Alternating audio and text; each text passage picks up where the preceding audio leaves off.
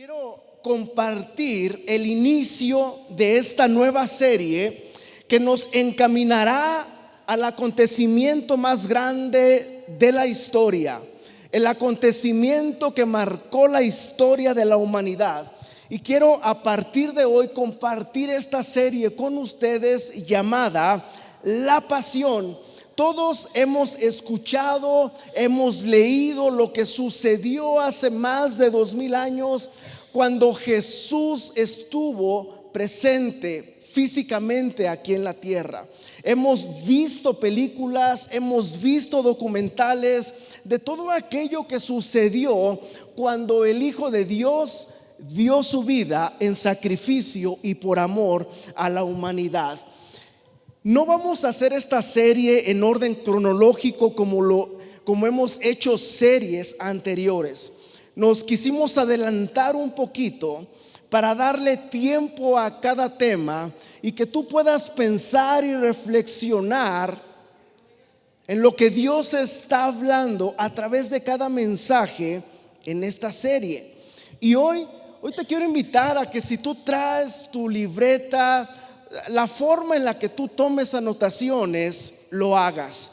El tema de este mensaje es: Jesús entra a Jerusalén. 2 puntos. No lo entienden. Jesús entra a Jerusalén, pero no lo entendieron. Y quiero hablarte un poquito acerca de lo que sucedió ese domingo cuando Jesús entra a Jerusalén. Muchos recuerdan porque después fue llamado este domingo como el Domingo de Ramos o el Domingo de Palmas.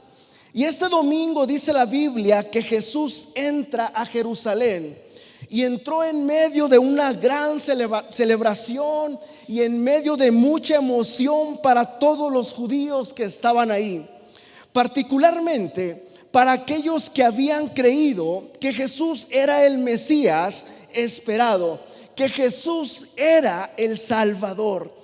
Creían que pronto el Mesías, que pronto su Salvador sería el nuevo rey, y este rey derrocaría a Roma. ¿Recuerdas la historia? Israel estaba siendo oprimido, o Israel estaba siendo gobernado por los romanos.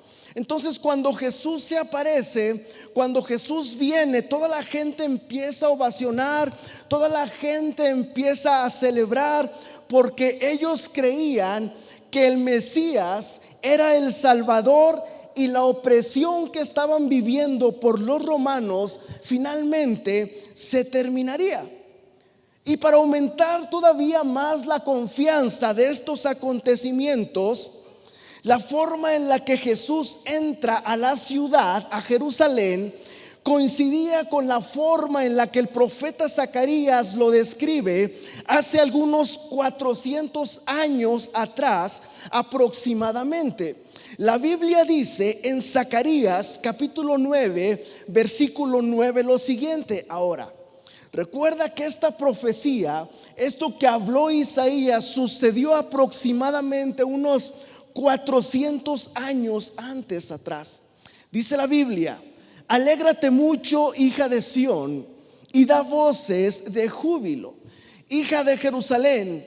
Mira que tu rey vendrá a ti, justo y salvador, pero humilde, cabalgando sobre un asno, sobre un pollino, hijo de asna.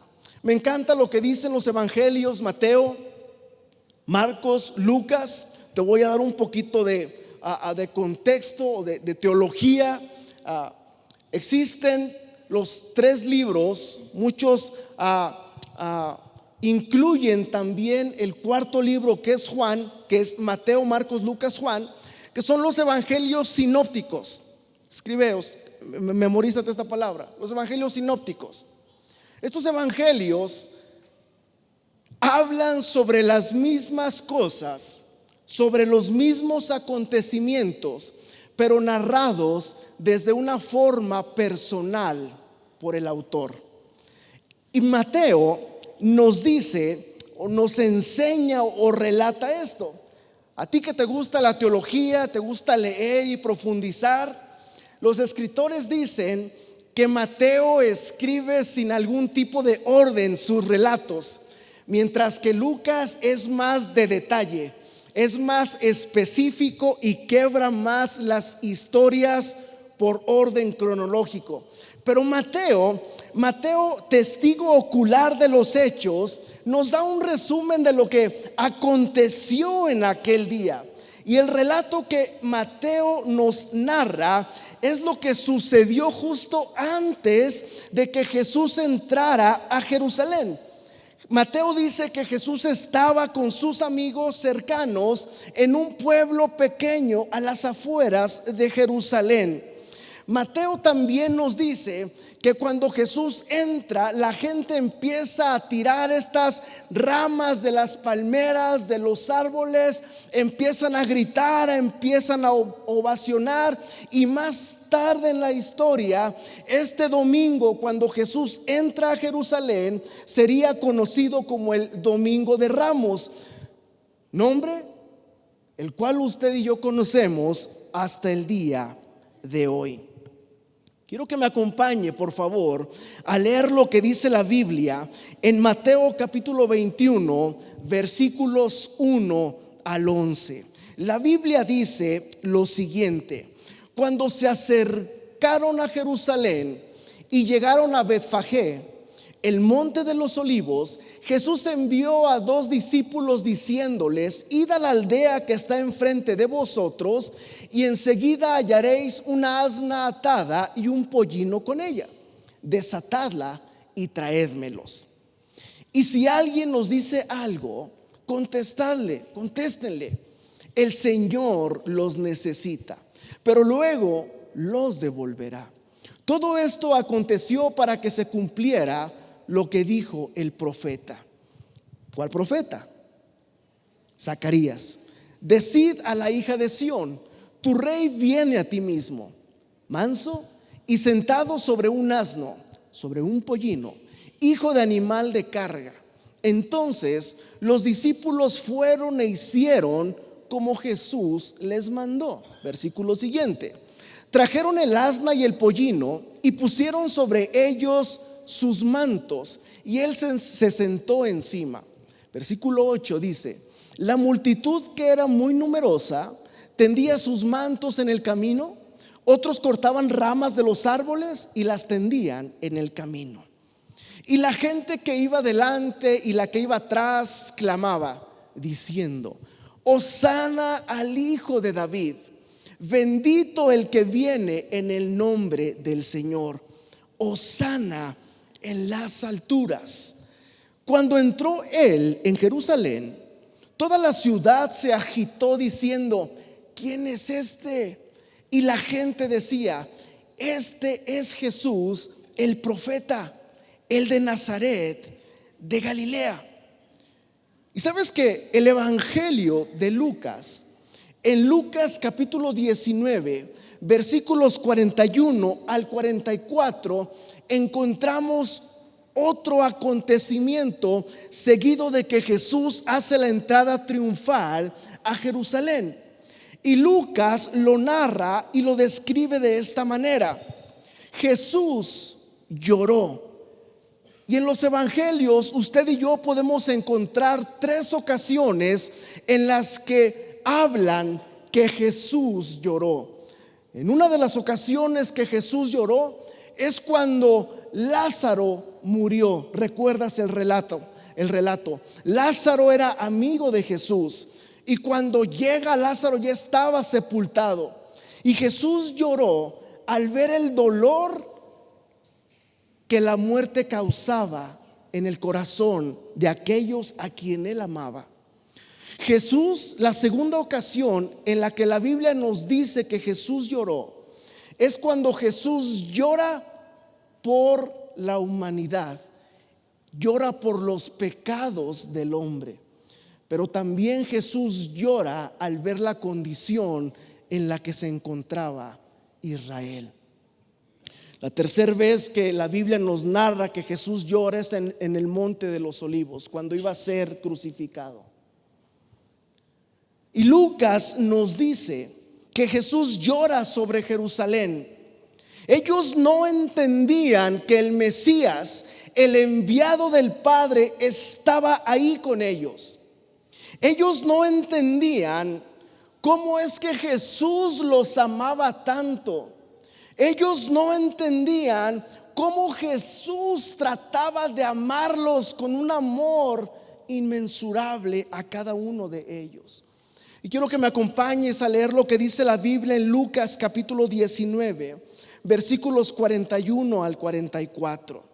Cuando llegó cerca de la ciudad, al verla, lloró por ella, diciendo: si también tú conocieras, al menos en este día, lo que es para tu paz, pero ahora está encubierto tus ojos. Ahora quiero detenerme unos instantes aquí.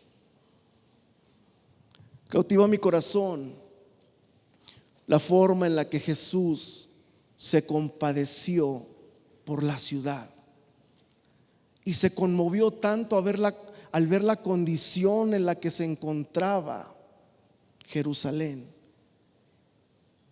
que produjo un quebranto en su corazón. Ahora,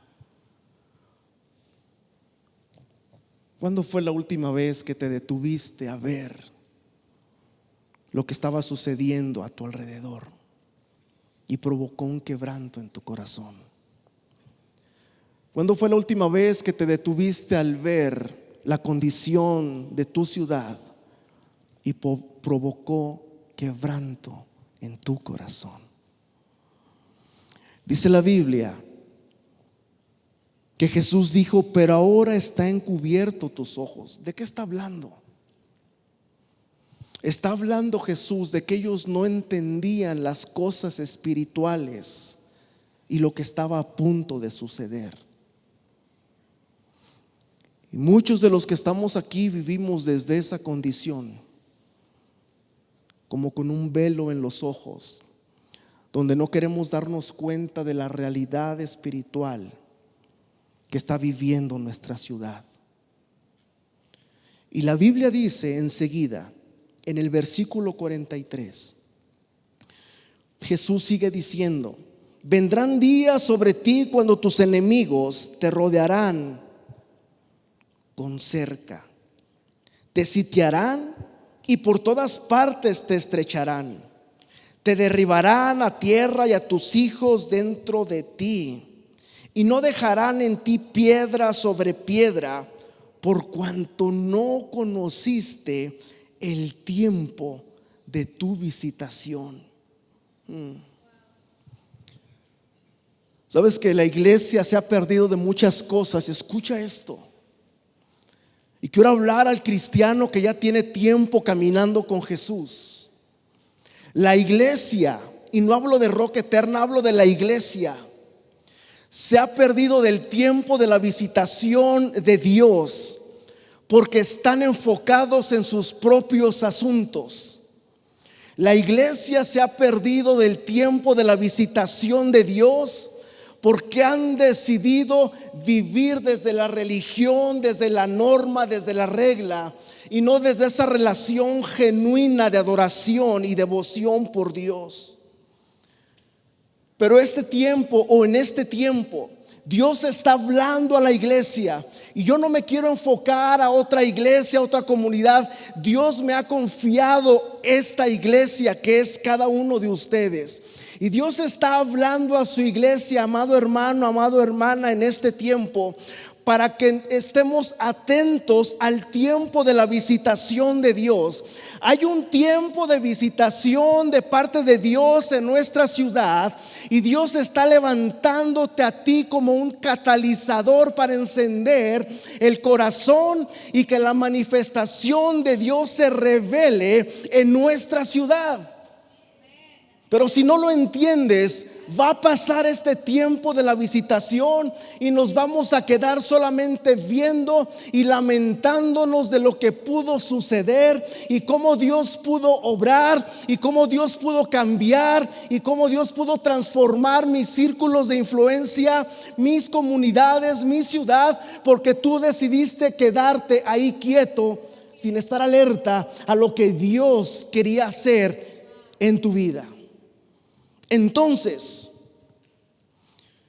Jesús, al entrar a Jerusalén, lo primero que hizo fue ir al lugar de culto, al lugar de adoración. Escucha esto, porque Jesús entendía que cómo y por qué adoramos, escucha esto, cómo y por qué adoramos dice mucho de lo que entendemos de aquel a quien adoramos.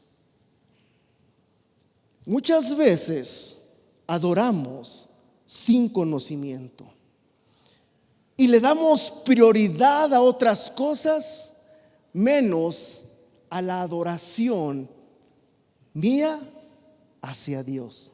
Te voy a decir algo. Adoración no es cantar bonito.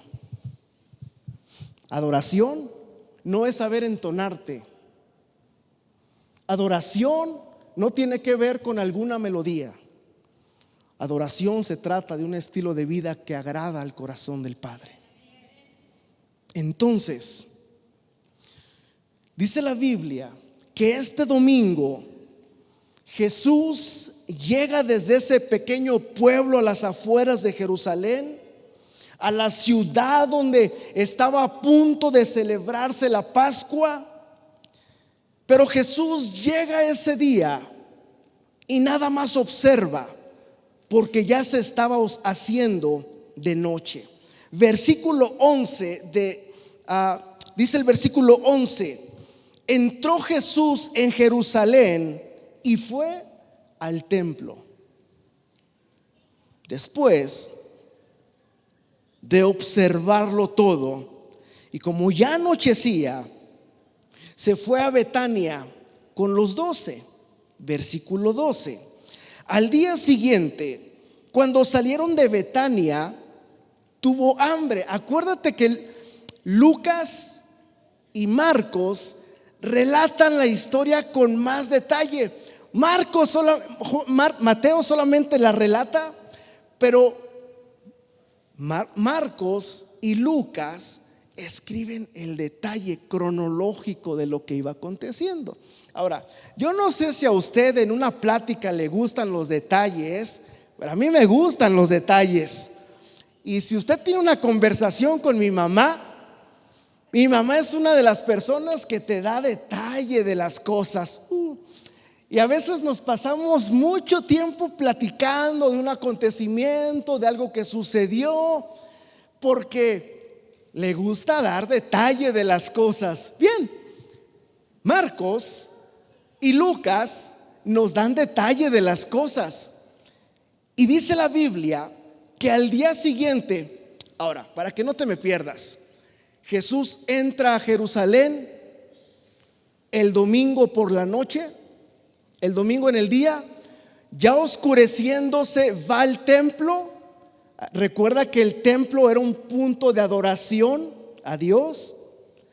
Pero ese día, como ya se estaba haciendo oscuro, nada más va y observa. Y se regresa a la pequeña aldea que se llama Betania. Muchos historiadores dicen que se fue a la casa de Lázaro con María y Marta, que eran sus amigos, junto con los 12 discípulos. Y el lunes Jesús regresa al templo, a Jerusalén, con los 12 discípulos, y no entendemos por qué Jesús no almorzó. No lo entendemos. Pero lo que sí dice la Biblia es el siguiente acontecimiento. Dice la Biblia en el versículo 12 que al día siguiente, cuando salieron de Betania, tuvo hambre. y viendo de lejos una higuera que tenía hojas, fue a ver si hallaba en ella algo. ¿Qué esperas tú de un árbol grande y frondoso? Fruto. Y más cuando te está diciendo que es una higuera. Entonces, lo que esperas es algo que se llama fruto. Y Jesús se acerca a esta higuera porque tenía hambre. Ahora, recuerda que todo lo que Jesús hacía, lo hacía de una forma intencional para enseñarles una verdad a sus discípulos. ¿Estamos con esto? Entonces, dice la Biblia que viendo a lo lejos una higuera que tenía hojas, fue a ver si tal vez hallaba algo en ella de comer. Pero cuando llegó a ella, no halló sino hojas. Ahora pon atención en esto. No halló sino hojas, pues no era tiempo de higos. Ahora, ¿por qué te vas a enojar con un árbol que no está dando fruto si todavía no es el tiempo para que lo dé? Pero Jesús le estaba enseñando algo. Les estaba enseñando una verdad a los discípulos. Entonces Jesús le dijo a la higuera: nunca jamás coma nadie fruto de ti. Ahora, de aquí pasamos a otra enseñanza. La higuera. Y la enseñanza central de lo que Jesús está enseñando, está diciendo, es la esterilidad de un árbol que es llamado a dar fruto. Y Jesús quiere destacar la importancia de una fe genuina y una respuesta espiritual de parte de sus hijos constante, constante y constante. ¿Qué te quiero decir con esto? Te lo voy a decir de esta manera. Pensamos que el fruto, como hijos de Dios, solamente lo tenemos que dar cuando todo está bien. Pensamos que el fruto lo tenemos que dar solamente por temporadas. Si tú eres un hijo de Dios, quiero decirte que el fruto lo tenemos que dar todo el tiempo, no importa qué temporada estemos viviendo. Ay, pastor, pero me la estoy pasando bien mal y no. Hace años, en nuestra casa en Los Ángeles, teníamos una higuera, la higuera más bonita que yo he visto, grande, frondosa, daba una sombra increíble. Y en el tiempo de higos, sus higos eran grandes, grandes y dulces. Después, en la temporada nos encantan los higos, pero en la temporada ya no hallábamos qué hacer con tanto. Y en una ocasión recuerdo que salía a hacer mis devocionales, mi tiempo de oración en el patio. Estaba increíble la sombra y todo esto. Y de pronto no me la estaba pasando muy bien emocionalmente, lo que sea. Y estoy ahí orando. Ahora, recuerda lo que hablamos en la serie pasada. Dios está más interesado en tu compromiso que en tus emociones. A veces no tenemos ganas de orar. A veces no nos sentimos con el ánimo de levantar nuestras manos, pero Dios está más interesado en tu compromiso. Es decir, ¿sabes qué, Señor? No tengo ganas de orar, pero aquí estoy. Y de pronto empiezas a sentir cómo el Señor viene, fortalece tu ser, te vivifica. Ese fue uno de esos días. Salgo del patio, Señor, y de pronto, la temporada era en invierno, hacía un frío, los árboles estaban sin hojas, las puras ramas. Teníamos en la casa donde vivíamos, teníamos un árbol de naranja, un árbol de limón, unos chile piquín, otro chile esto, y todos estaban secos, incluyendo la higuera. Y de pronto el Espíritu Santo habla a mi corazón y me dice: ¿qué ves en esa higuera?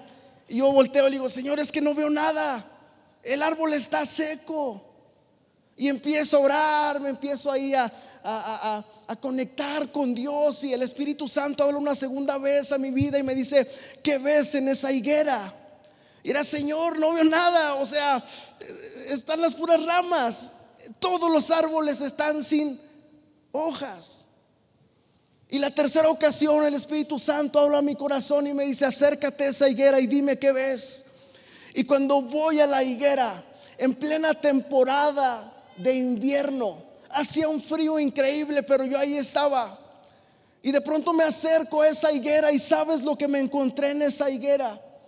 Había pequeños higos prendidos de las ramas. Cuando pongo atención, estaba 1, 2, 3, estaba casi lleno ese árbol de pequeños higos. Mi primera sorpresa fue lo natural: wow, o sea, ¿cómo pueden dar fruto con este clima y sin hojas, etcétera? Pero ese no era el punto. El punto era el siguiente. El Espíritu Santo habla a mi corazón, me dice: así tiene que ser la vida del creyente. Hello, escucha, así tiene que ser la vida del creyente. Que no importa qué temporada esté viviendo, hay algo que siempre tiene que permanecer en él, y eso es el fruto del Espíritu. Es el fruto de mi espíritu. La Biblia dice en Gálatas capítulo 5 que el fruto del Espíritu es amor, es gozo, es paciencia, es paz, es benignidad, es bondad, templanza, es fe, es mansedumbre. Pero ¿qué es lo que sucede, amado hermano, amada iglesia? A veces estamos viviendo una temporada tan oscura, estamos viviendo una temporada tan fría y tan invernal, que en lo que menos pensamos es en dar un fruto del Espíritu. Jesús estaba enseñando una gran verdad aquí. No importa qué temporada estés viviendo, cuando tú estás conectado al corazón del Padre, vas a vivir una vida que da fruto constantemente. ¿Sabes cómo se conoce un árbol? Por su fruto. El árbol no se conoce por las hojas, conoce por el fruto. Ahora, ¿qué es lo que el Señor nos está hablando en esta historia? Hay mucha gente que vive una vida de apariencia, frondoso, verde, bonito, pero estéril, sin dar fruto. Y hay muchos que han estado viviendo desde ahí. Se sabe en la Biblia, empiezan a hablar en lenguas, calabazaya. Les platico algo. Yo creo que cuando uno es bautizado por el Espíritu Santo, hay evidencia, ¿sí? Y muchos piensan que la única evidencia de cuando uno es bautizado por el Espíritu Santo es el hablar en lenguas. Esa puede ser una. Pero cuando tú estás lleno del Espíritu de Dios, hay algo que se llama fruto. Hay algo que se llama fruto. Puedes hablar todas las lenguas que tú quieras, pero si no hay fruto, el fruto es la evidencia. Si no hay una evidencia, eres nada más bonito, frondoso, pero estéril.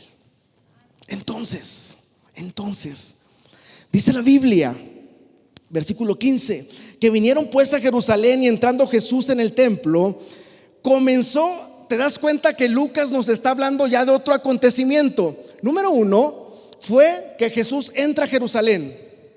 Va, observa, se regresa a Betania. El lunes regresa,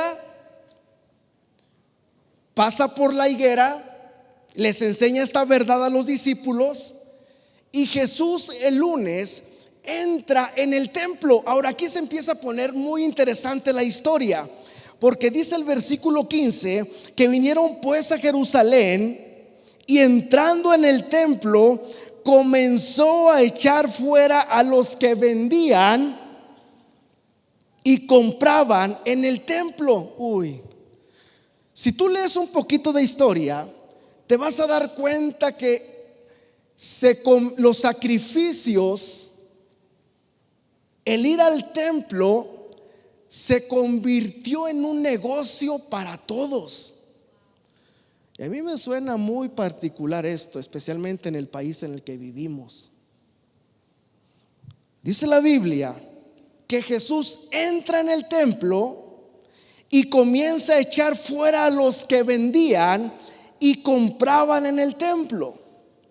Volcó las mesas de los cambistas. ¿Quiénes son los cambistas? Ahí te va. Había dos monedas. Una era la romana y otra moneda era la griega. Estaban en Jerusalén y tenían que cambiar la moneda o de moneda para poder comprar lo que en el templo vendían, para poder sacrificar o presentarlo como ofrenda a Dios. Te lo voy a poner de esta forma. Necesitaban cambiar dólares a pesos. Entonces dice la historia que nada más en estas transacciones, fíjate hasta dónde estaban. Nada más en estas transacciones de cambiar las monedas y abusar de la gente, estafándola a la hora del cambio, nada más en el puro cambio.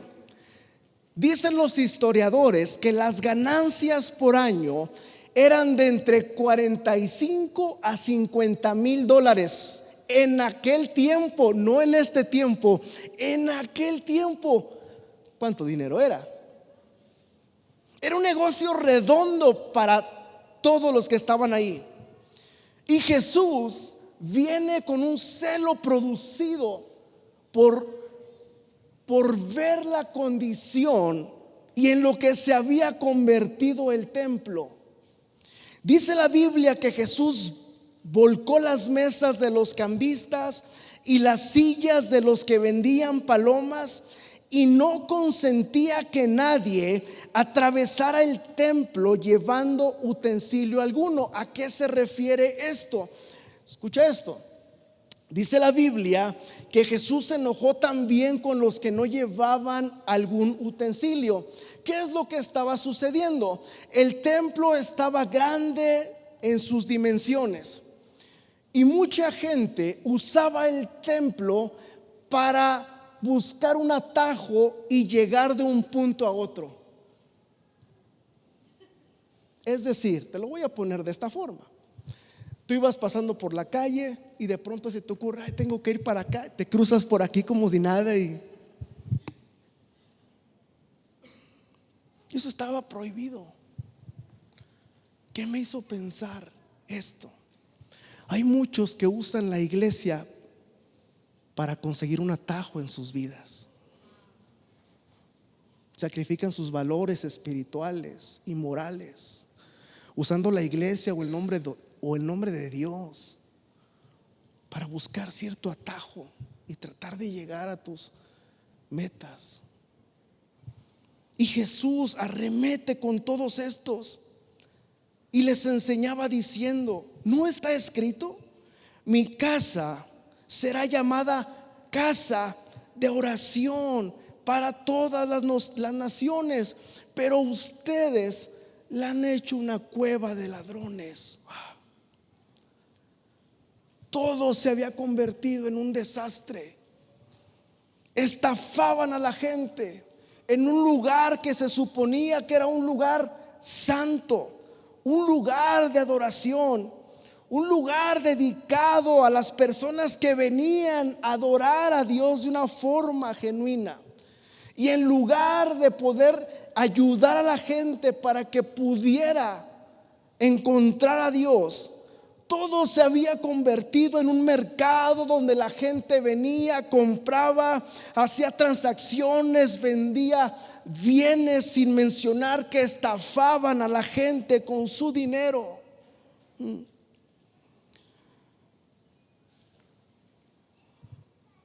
Me duele porque muchos centros de adoración es en lo que se han convertido. Es en lo que se han convertido. Y en lugar de guiar a la gente a adorar a Dios, en lugar de guiar a la gente a buscar la presencia de Dios, buscan la forma de cómo estafarla, de cómo exprimirlos, de cómo abusar de la confianza de ellos. Y esto es una llamada de atención para la iglesia. Iglesia, tenemos que centrar nuestra atención en a qué venimos a la iglesia. ¿A qué es que tú vienes este día? A ver, nada más que a estar platicando con el esposo, con la esposa durante la predicación, a estar en el teléfono, a ver quién viene, quién no viene. Nuestro propósito es guiarte a la presencia de Dios y juntos levantar una atmósfera de adoración a aquel que merece gloria y honor. Los vendedores se aprovechaban de aquellos a quienes deseaban acercarse a Dios y siempre ponían obstáculos en su camino, pero Jesús vino a quitar toda esa barrera. Jesús vino a limpiar y a quitar a través de su sacrificio. Ya no tenemos que presentar sacrificios como antes se hacían. Ya Jesús pagó el precio en la cruz del Calvario. Ya no necesitamos ir y cambiar pesos a dólares para presentar una ofrenda delante de Dios. El Señor ve la condición de nuestro corazón. Mateo capturó esta historia de igual manera. Y dice que Jesús entra en el templo y echó fuera a todos los que vendían y compraban en el templo. Volcó las mesas de los cambistas y las sillas de los que vendían palomas y les dijo: escrito está, mi casa, casa de oración será llamada, pero vosotros la habéis hecho una cueva de ladrones. Y dice la Biblia que enseguida se acercaron los cojos, los ciegos, y él los sanó. Pero los principales sacerdotes y los escribas, viendo las maravillas que hacía, y a los muchachos aclamando en el templo diciendo: Hosana al hijo de David, se enojaron. Sabes que el pueblo no entendió la visitación de Dios. El pueblo no entendió la visitación de Jesús de Nazaret ahí con ellos. El pueblo empezó, los sacerdotes, los que servían en el templo, empezaron a hacer todas estas cosas, a lucrar, a estafar, lo que sea. Lo empezaron a hacer porque perdieron el enfoque de lo santo, porque perdieron el enfoque de la adoración a Dios. Lo hicieron porque perdieron el enfoque de lo que Dios pedía de ellos. Iglesia, Dios nos está llamando a mantenernos enfocados en lo eterno, a mantenernos enfocados en Él, en mantenernos enfocados en lo que Él nos ha llamado a hacer. Todo esto sucedió en el templo porque perdieron el enfoque de lo que Dios pedía de ellos. Perdieron el enfoque de la adoración, perdieron el enfoque de lo que habían sido llamados. Así que quitaron su mirada de Él. Hay una gran consecuencia cuando tú y yo quitamos nuestra mirada de Él. Hay una gran consecuencia cuando tú y yo perdemos el enfoque de lo que sabemos que Él nos ha llamado a hacer.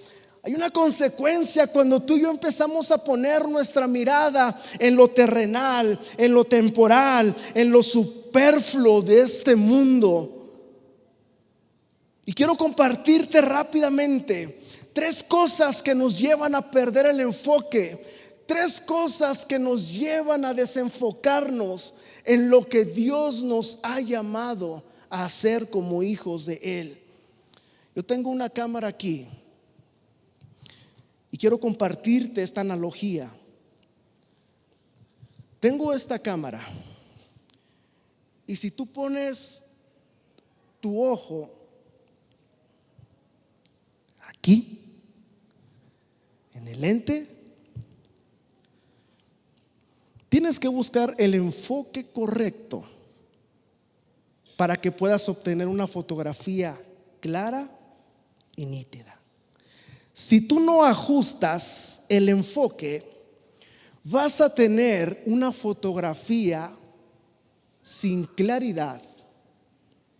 Vas a tener una fotografía borrosa.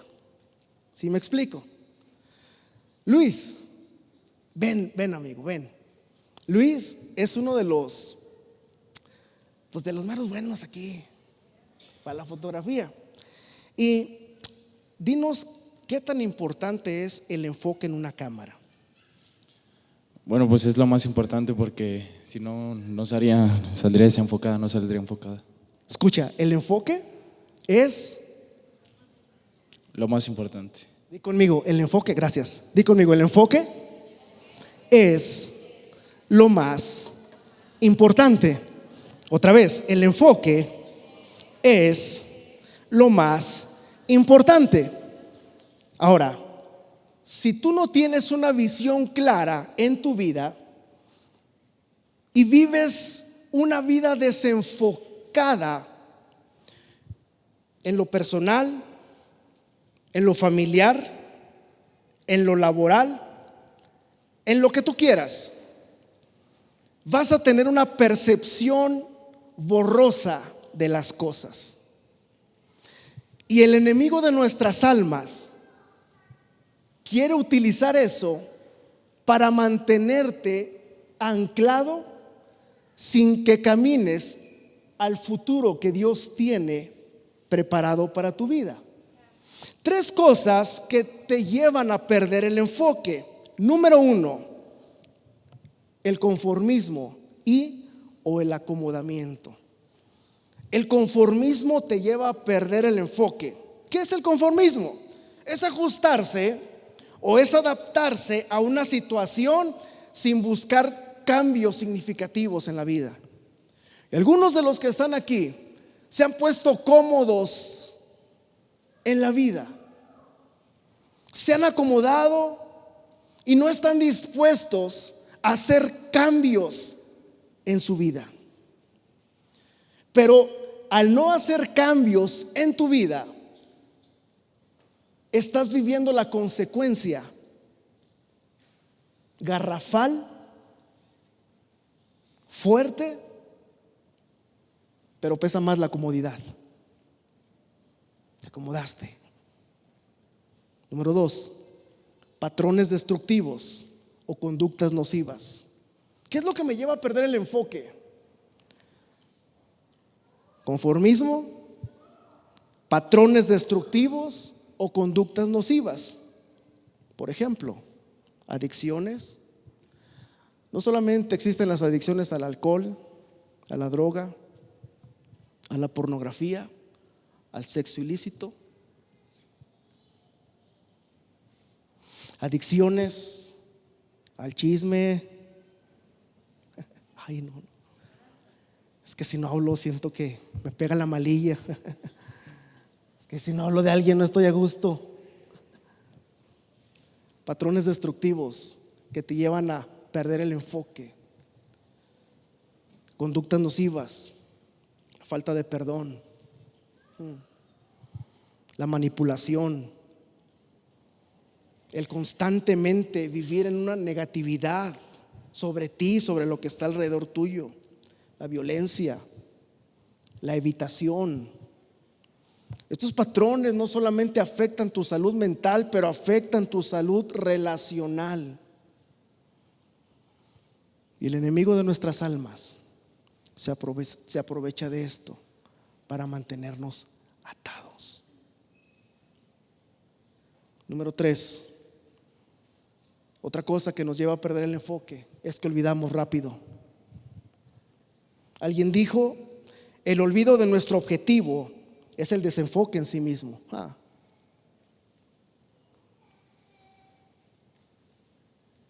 Pero ¿qué es lo que dice la Biblia? ¿Qué es lo que dice la Biblia? La Biblia dice en Colosenses 3:1: ya que han resucitado con Cristo, léelo conmigo, busquen las cosas ¿de dónde? De arriba. Ahora, ¿quiénes de los que estamos aquí hemos resucitado con Cristo? Tú y yo resucitamos con Cristo el día que lo aceptamos en nuestro corazón. El día que dijimos: Señor, te entrego mi corazón, te acepto como mi único y suficiente Salvador. De ahí pasamos de muerte a vida. ¿Sí? Entonces dice la Biblia: ya que han resucitado con Cristo. Ahora, yo quiero invitarte a que al leer esto celebremos. Dice la Biblia: ya que han resucitado con Cristo. Dice la Biblia: ya que han resucitado con Cristo, mira, busquen las cosas ¿de dónde? De arriba. ¿De dónde? De arriba. Dijo el salmista: mi socorro viene de Jehová, que hizo los cielos y la tierra. ¿De dónde viene nuestro socorro? Dice la Biblia: ya que han resucitado con Cristo, busquen las cosas ¿de dónde? De arriba. ¿Dónde? Donde está Cristo sentado a la derecha de Dios. Concentren su atención en las cosas ¿de dónde? En las cosas temporales, en las cosas que nos quieren mantener desenfocados, en las cosas que solamente son momentáneas.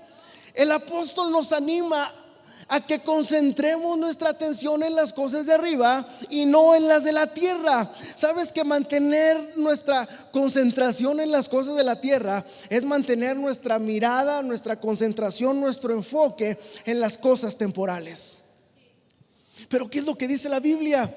Pues ustedes han muerto y su vida está escondida ¿en dónde? Está escondida con Cristo en Dios. Mira, no lo tengo aquí preparado en las pantallas, pero quiero compartirte enseguida lo que dice Colosenses capítulo 3 versículo 1 en adelante. ¿Estás listo? Ya me lo terminamos. Dice la Biblia: si pues habéis resucitado con Cristo, buscad las cosas de arriba, donde está Cristo sentado a la diestra de Dios. Poned la mira en las cosas de arriba y no en las de la tierra, porque habéis muerto y vuestra vida está escondida con Cristo en Dios. Cuando Cristo, vuestra vida, se manifieste, entonces vosotros también seréis manifestados con Él en gloria. Me encanta lo que dicen los versículos siguientes: haced morir pues lo terrenal en vosotros: la fornicación, impureza, las pasiones desordenadas, los malos deseos, la avaricia, que es idolatría. Por estas cosas la ira de Dios viene sobre los hijos de desobediencia, en las cuales vosotros también anduvisteis en otro tiempo. Si tú aceptaste a Jesús en tu corazón y ahora caminas con Él, más vale que haya un antes y un después en tu vida, porque no podemos seguir haciendo las mismas prácticas, no podemos seguir viviendo el estilo de vida antiguo una vez que aceptamos a Jesús en nuestro corazón. Porque cuando rendimos nuestra vida a Jesús y lo aceptamos como único y suficiente Salvador, hay cambios reales y perdurables en nuestra vida. Ya no somos los mismos de antes, ya no hablamos como antes, ya no nos conducimos como antes, ya no pensamos como antes, porque Él ha cambiado nuestra vida. Estamos, sigue diciendo: pero ahora deja también todas las cosas: ira, enojo, malicia, blasfemia, palabras deshonestas de nuestra boca. No mintáis los unos a los otros, habiéndonos despojado del viejo hombre con sus hechos. Sabes que cuando tu vida le pertenece a Cristo, hay una evidencia de cambio, ¿sí? Y no puedes vivir o pasar esta vida hablando mal de otros. No puedes vivir o caminar esta vida murmurando de otros, quejándote todo el tiempo de otros. Dice la Biblia: conforme a la imagen del que lo creó. Se va renovando en el conocimiento de Dios. No somos perfectos, pero seguimos y caminamos con aquel que va perfeccionando nuestra vida. Alguien dijo: yo no voy a esa iglesia porque hay puros hipócritas. Y le dije: hay un espacio para uno más. Véngase, hay espacio para uno más. Él nos va cambiando, Él nos va renovando, Él nos va haciendo conforme a su semejanza. Sigue diciendo la Biblia: conforme a la imagen del que lo creó, se va renovando hasta el conocimiento pleno, donde no hay griego, no hay judío, no hay circuncisión, no hay incircuncisión, no hay bárbaro ni extranjero, no hay esclavo, no hay libre. En Cristo todos somos uno. ¿No le das gloria a Dios por esto? Que no importa tu pasado, no importa de dónde vengas, cuando le rindes tu corazón a Cristo, perteneces. Él te da un sentido de pertenencia a la familia de Dios. Sigue diciendo: vístanse pues como escogidos de Dios, santos, amados, de entrañable misericordia, de bondad, de humildad, de mansedumbre, de paciencia, soportados los unos a los otros, perdonándose los unos a los otros. Y si alguno tiene queja en contra de alguien, dice la Biblia, de la manera que Cristo os perdonó, así también perdónalo tú, dice la palabra. ¿Para qué te amargas? ¿Para qué te la pasas mal? Suelta eso que te ha causado quebranto o dolor. Suelta a aquellos que han hablado en contra de ti. Suelta a aquellos que te han ofendido porque el amor de Dios lo llena todo. El perdón no es para que ellos estén bien. El perdón es para que tú encuentres la sanidad en Cristo Jesús. Dice la Biblia: de la manera en que Cristo os perdonó, así también hacedlo vosotros. Sobre todo, dice la Biblia, vístanse del amor, que es el vínculo perfecto. Y la paz de Dios gobierne nuestros corazones, que asimismo fuiste llamado en un solo cuerpo. Y sed agradecidos. La palabra de Cristo habita en abundancia en vosotros, enseñándonos y exhortándonos con toda sabiduría. Cantad con gracia en vuestros corazones salmos, himnos y cánticos espirituales. Y todo lo que hagan, sea de hecho o sea en palabra, denle gracias a Dios por todo en el nombre de Jesús.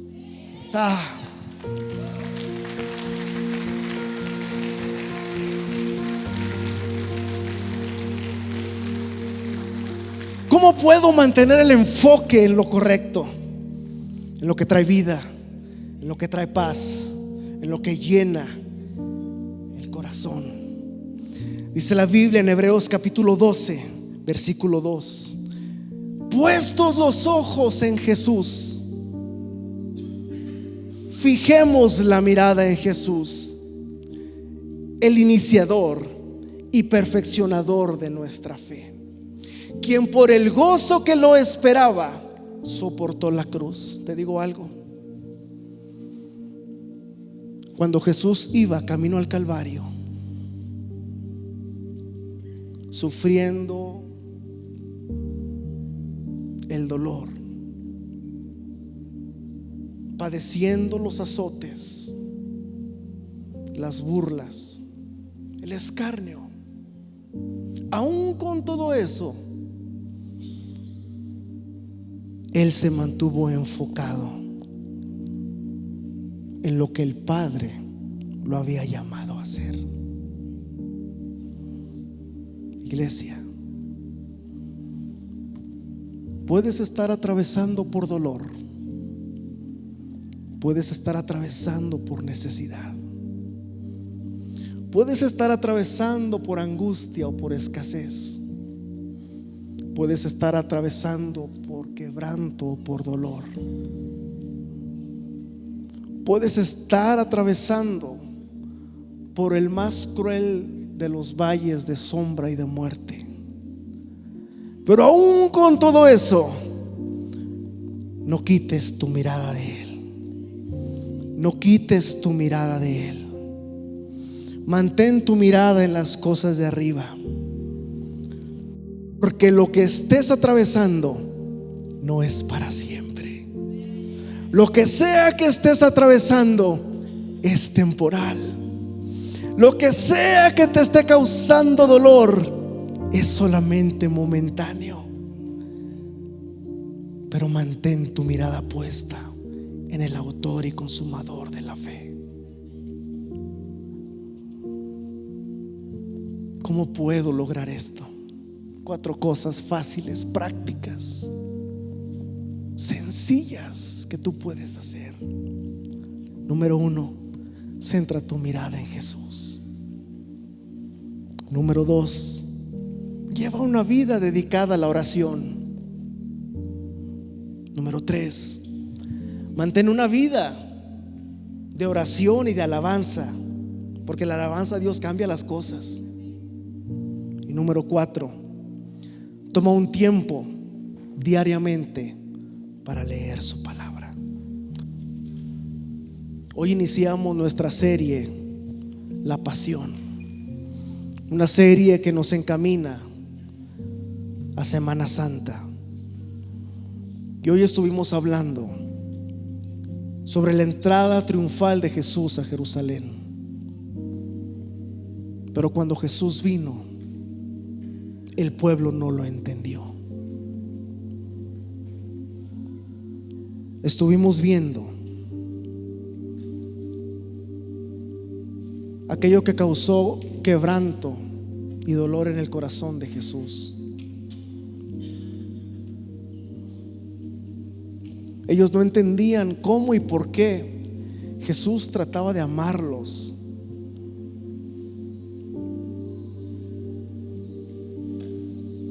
Estuvimos viendo acerca de esta higuera estéril. Posiblemente tú has sentido que tu vida está viviendo desde ahí. El Señor te ha llamado a dar fruto, y fruto en abundancia. Es un tiempo de la visitación de Dios sobre nuestra ciudad. Escucha esto. Es un tiempo de la visitación de Dios sobre nuestra ciudad. Y Dios te está llamando a ti para hacer su obra. Algunos de los que están aquí han estado viviendo una vida desenfocada. Tú sabes qué es lo que Dios te llamó a hacer, pero has quitado tu mirada de Él y te has distraído. Y esas distracciones te han costado lágrimas y sufrimiento. Probablemente estás aquí, te desenfocaste en tu matrimonio, en tu familia, en tu vida espiritual, qué sé yo. Pero hoy el Señor te ha traído para recordarte que Él está contigo y que es necesario voltear nuestra mirada a Él, poner nuestra mirada en Él. Probablemente te has conformado a vivir una vida de estancamiento espiritual. Probablemente estás viviendo esta parte de aquellos patrones o conductas nocivas, tóxicas, falta de perdón, manipulación, negatividad, violencia, qué sé yo. Aquellas cosas que han causado inestabilidad mental y han dañado tu vida relacional. El Señor quiere restaurar todo esto. Piensa en esta verdad y sé sensible a lo que Dios está hablando a tu corazón. quiere levantarte con poder y con gran gloria.